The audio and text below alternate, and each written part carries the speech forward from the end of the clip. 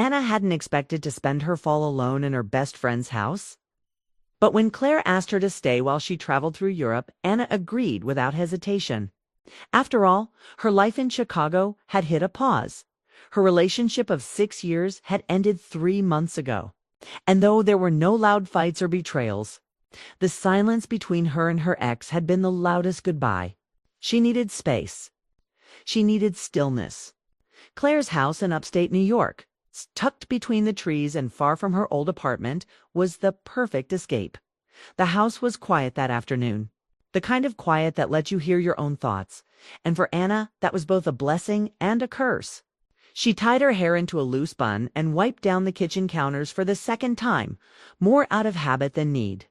The lemon-scented cleaner filled the air, mixing with the soft sound of leaves brushing the windows.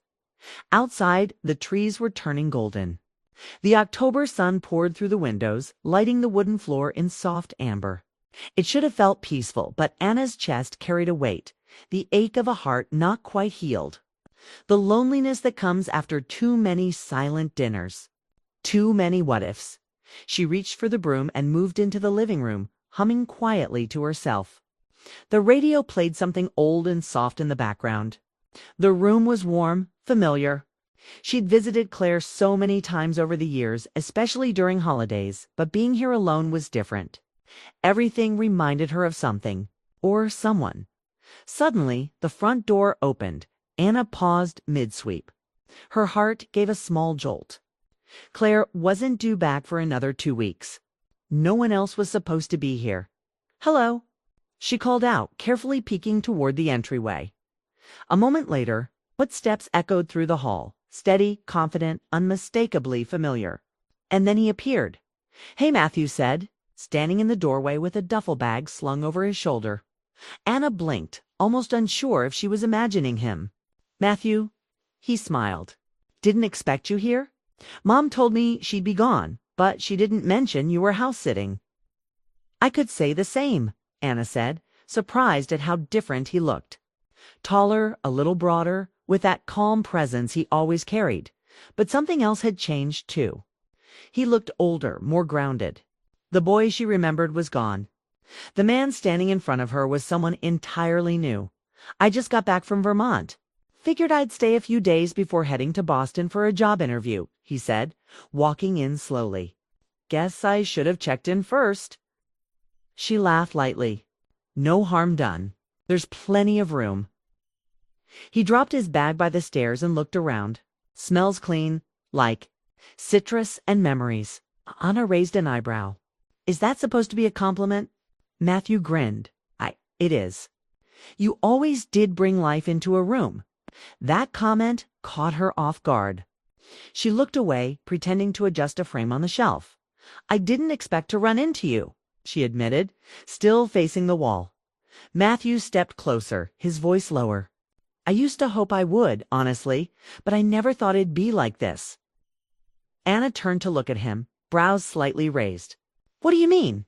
He shrugged, trying to play it cool, but his eyes gave him away. There was something behind them. Something unspoken. "I always noticed you," he said, "even when I was younger. You were different than the other adults. You listened. You laughed like you meant it. You had this light about you." Anna didn't know what to say. It wasn't just the words, it was the way he said them. Calm, honest, no pressure, no game. Just truth. "I was older," she said gently, trying to keep things light. "You still are," he said with a soft chuckle. "But sometimes age doesn't matter as much as timing." She looked at him then, really looked. The soft curve of his smile, the kindness in his eyes, the quiet way he stood like he wasn't afraid of silence. There was no denying it. Something in the room had shifted. "Well," she said, clearing her throat, "you hungry? There's some soup on the stove." "Only if you're joining me," he replied. They sat at the kitchen table that evening, sharing soup and old stories. Anna told him about her writing projects, the ones she never finished. He told her about Vermont, about missing home, about wanting to do more than just chase titles and paychecks. Conversation flowed easily, like old friends picking up a thread that had always been there by the time he left to go upstairs. It was dark outside. Anna stood in the kitchen alone, her fingers brushing the edge of her mug. She hadn't laughed like that in months. She hadn't felt seen in even longer. And yet, she reminded herself, this was Claire's son. He was 10 years younger. A friend's child, a boundary not to be crossed. But as she turned off the lights and climbed the stairs to her room, her mind kept returning to his words. I used to hope I'd run into you again, and for the first time in a long while. The thought of what might come next didn't scare her. It stirred something else. Hope. The next morning, Anna woke earlier than usual. The house was still quiet, but it no longer felt empty. She could hear light footsteps upstairs. Matthew was awake too. She moved through the kitchen, brewing coffee like always, but her hands felt clumsy, distracted. She kept thinking about what he'd said the day before. I used to hope I'd run into you again. It had been unexpected. Honest? Too honest? Maybe by the time Matthew came downstairs, she was already at the table, sipping from her mug. He greeted her with a soft smile, carrying the same calm energy from the night before. "Morning," he said. "Grabbing a cup." "Morning," she replied, her voice quiet but not cold. They sat together, both sipping coffee, watching the trees sway through the window. It was strange how easy it felt, like they'd done this 100 times before. Yet under that ease, something new was quietly building. Over the next few days, Matthew stayed around the house. He didn't say much about where else he could be, and Anna didn't ask. He helped with small things, bringing in firewood, fixing the loose cabinet door, changing a bulb in the hallway.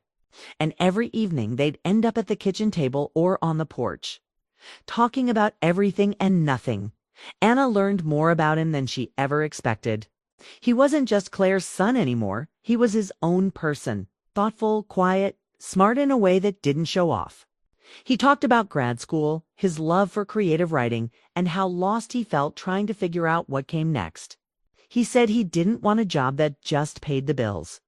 He wanted purpose, and he really listened. When Anna talked about her breakup, her failed writing dreams, the way she sometimes felt invisible in rooms full of people, he didn't try to fix it. He just sat there, hearing her. It was something she didn't realize she'd missed until then, one afternoon. They sat in the living room while rain tapped softly against the windows. Anna was curled up with a book when Matthew spoke. "Can I ask you something personal?" he said, voice low. She nodded. "Sure. Do you ever regret it? The choices you made?" She looked up slowly. "All the time. But I try not to stay there too long. Regret's a heavy thing to carry." He nodded, eyes thoughtful. "I think I've been afraid of choosing wrong.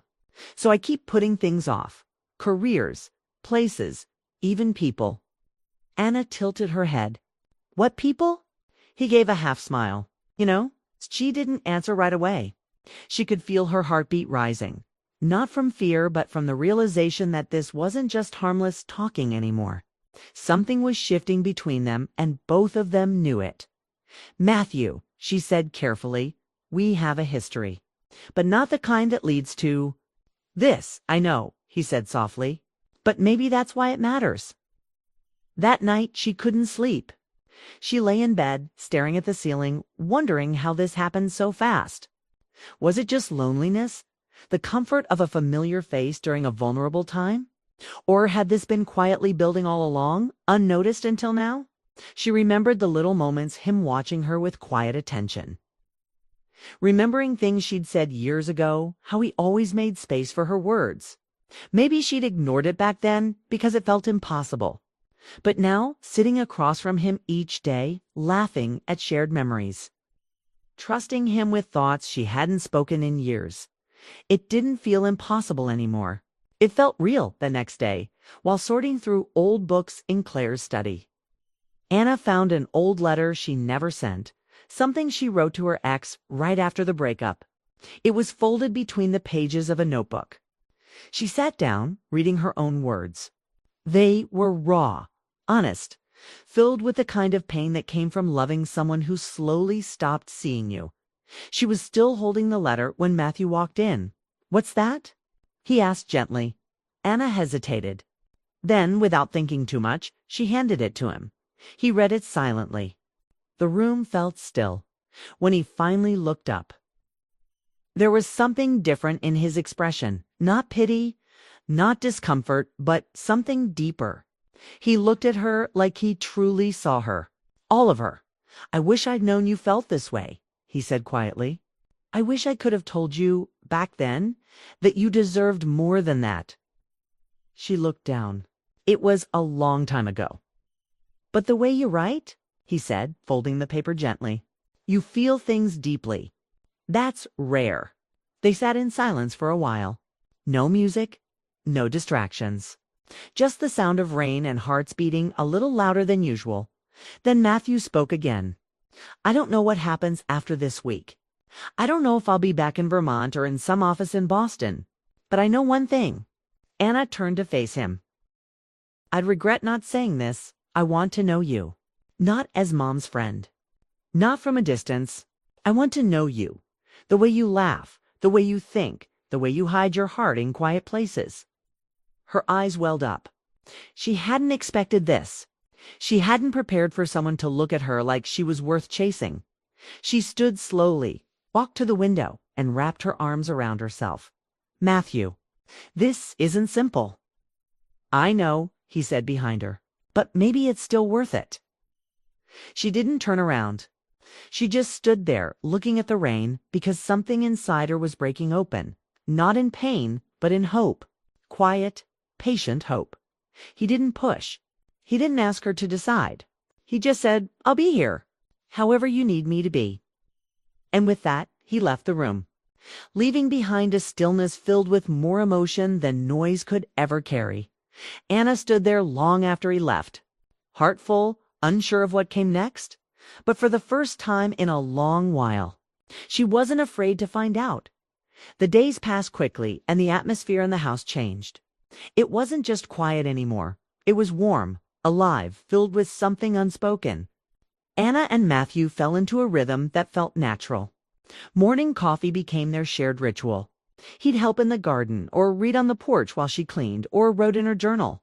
They didn't talk about the moment they shared in the study, the letter, the rain, the quiet confession, but it lingered between them, soft and steady like background music. Matthew never pushed. He didn't pressure her for answers or talk about feelings unless she did first. And maybe that's why Anna found herself opening up.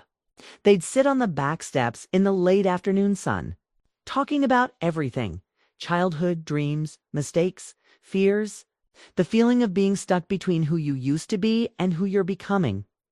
One evening, as the sun dipped below the trees, painting the sky in soft pink and gold, Matthew handed her a worn notebook. "It's not finished," he said. "Just some poems and journal entries. Stuff I've never shown anyone." Anna flipped through the pages slowly, reading lines that felt raw, honest, and filled with quiet longing. His words were beautiful and real. She looked up at him, touched. "You write like someone twice your age," she said. He smiled. "I feel older than I am most days." That made her laugh, but it also made her heart ache a little. She knew that feeling too well. Later that night, Anna sat in the living room, reading his notebook again while Matthew was upstairs. She hadn't told him yet, but she was working on something too, something she hadn't done in years. A story? Fiction, maybe? But it felt more like pieces of her life rearranged into something safer. His presence had unlocked something in her she thought was gone. The desire to create, to feel, to be seen. As she set his notebook aside, she pulled out her own journal. There was a folded letter inside, not the one Matthew had read, but another one. This one was never addressed. She had written it during her loneliest days after the breakup, pouring everything she couldn't say aloud onto paper. Something made her get up and walk to the stairs. She found him in the hallway, leaning against the wall, headphones around his neck. "Can I show you something?" she asked.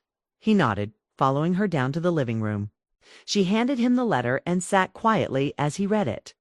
The letter spoke of emptiness, of being with someone who never really saw her, of staying quiet just to keep the peace, of slowly disappearing into the background of her own life. It wasn't bitter. Just honest. When he finished, he looked at her with eyes full of emotion. "You're not invisible," he said. "Not now. Not with me." His words hit something deep. Not because they were romantic, but because they were kind. She didn't realize how much she needed kindness until it was right in front of her. They sat in silence for a while. Outside, wind rustled the trees. Inside, the space between them grew smaller, not physically, but emotionally. "You make me want to try again," she said quietly. "Too, right? To live. To feel something good without waiting for it to break." He nodded. "You already are." That night, they didn't touch, didn't kiss, didn't cross any lines. But something passed between them, a trust, the connection that neither of them could deny. The next day, they drove into town together. It was a simple trip. Coffee, a walk by the lake, a stop at a used bookstore. But it felt like more. Like they were testing what life might feel like outside the walls of Claire's house at the bookstore. Matthew picked up an old copy of The Bell Jar and handed it to her. "You mentioned this once, years ago," he said. "Said it changed how you saw yourself." She stared at him, stunned. "You remembered that?" He shrugged, smiling. "I remember a lot about you." And just like that, her heart did something she hadn't felt in a long time, it hoped. When they got back to the house, a strange quiet fell between them. Not uncomfortable, just heavy with unspoken thoughts. Matthew sat on the porch steps, staring out at the trees. "I'm leaving in 4 days," he said suddenly. "Back to Vermont for now. Then maybe Boston, if the job works out." Anna stood beside him, her arms crossed against the chill. "I know. I don't want this to be a pause in your life," he said. "I don't want to be the thing you forget when things go back to normal." She looked at him, heart full. "You're not a pause, Matthew. You're the first person who made me feel like I wasn't just passing time." He looked up at her. "So, what happens now?" She didn't have an answer. Not yet. But she sat down beside him, close enough to feel the warmth of his shoulder, and said, "Maybe we stop worrying about what comes next.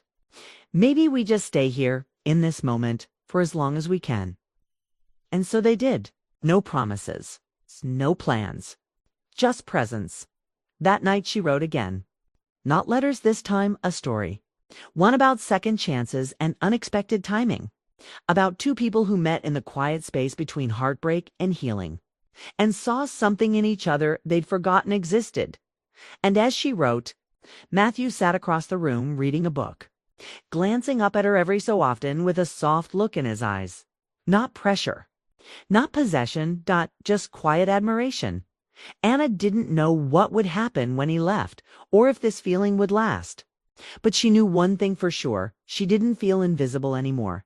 And sometimes that's where love begins. The last few days Matthew spent at Claire's house felt like a fragile dream. Beautiful, but with a ticking clock. The leaves outside had deepened into rich reds and browns, and the crisp autumn air reminded Anna that change was coming fast. Neither of them wanted to speak about it much, but the unspoken truth hovered around every conversation. Every glance on the morning of Matthew's last full day, Anna woke early and found him sitting by the window with a cup of tea. He looked peaceful, but she knew there was a storm beneath that calm. She joined him, sitting quietly until he spoke. "I've been thinking about what you said," he began. "About staying in the moment, but also about what happens after." Anna turned to him, her heart tight. "It's okay. We don't have to have all the answers." He smiled faintly. "No, I want to talk about it. Because I'm scared. Scared this will all just disappear when I leave. Like it never really happened." She reached out, touching his hand lightly. "It's real, Matthew. It doesn't have to end just because you're not here." He looked at her hand on his and sighed. "I don't want to lose this. You, not again." Her chest tightened. She knew what he meant. She had spent years losing pieces of herself in silence and separation. But she wasn't sure if she was ready for what this might mean. A chance at something new. Something fragile. Something real. Later that day, they went for a long walk through the woods near the house. The sky was overcast, and a soft wind stirred the fallen leaves beneath their feet.